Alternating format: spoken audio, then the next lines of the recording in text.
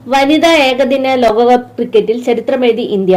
ഫൈനലിൽ ദക്ഷിണാഫ്രിക്കയെ 52 റൺസിന് പരാജയപ്പെടുത്തി ഏകദിന ലോകകപ്പിലെ ആദ്യ കിരീടം ഇന്ത്യ വനിതകൾ സ്വന്തമാക്കി. മോഹക്കപ്പിനരികെ 2005-ലും 2017-ലും ഒഴുകിവീണ കണ്ണീർ ഒടുവിൽ ഇന്ത്യ കഴുകിക്കളഞ്ഞിരിക്കുന്നു. നവി മുംബൈയിലെ DY പാട്ടീൽ സ്റ്റേഡിയത്തിൽ ലോക ക്രിക്കറ്റിന്റെ നെറുകയിൽ ഹർമൻപ്രീതും കൂട്ടരും ആനന്ദ നൃത്തം ചവിട്ടുമ്പോൾ കോടാനുകോടി ഇന്ത്യൻ ക്രിക്കറ്റ് പ്രേമികൾക്ക് സ്വപ്ന സാഫല്യം. ടൂർണമെന്റിന്റെ ഒരു ഘട്ടത്തിൽ മുന്നോട്ടുള്ള വഴിയിൽ പ്രതിസന്ധിയിലായിട്ടും നിശ്ചയദാർഢ്യത്തോടെ പൊരുതിക്കയറി ഇന്ത്യൻ പട. കരുത്തരെയെല്ലാം വീഴ്ത്തിയാണ് അഭിമാന കിരീടം സ്വന്തമാക്കിയത്. നവി മുംബൈയിൽ കോരിച്ചൊരിഞ്ഞ മഴയ്ക്ക് പോലും ഇന്ത്യ വിജയത്തിന്റെ നീലാകാശം തൊടുന്നത് നീട്ടിവെക്കാനായില്ല.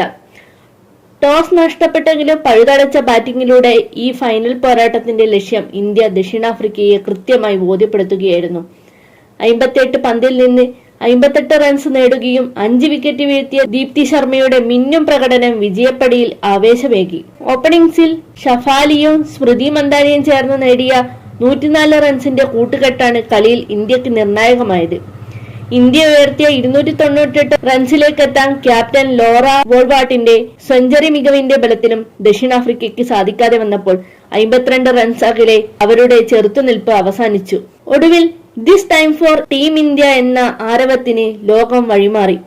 ഒപ്പം 2 പതിറ്റാണ്ടുകൾക്കിപ്പുറം കാത്തുവെച്ച ആ നീലക്കടൽ ആരവം സ്റ്റേഡിയത്തിൽ അലയടിച്ചു.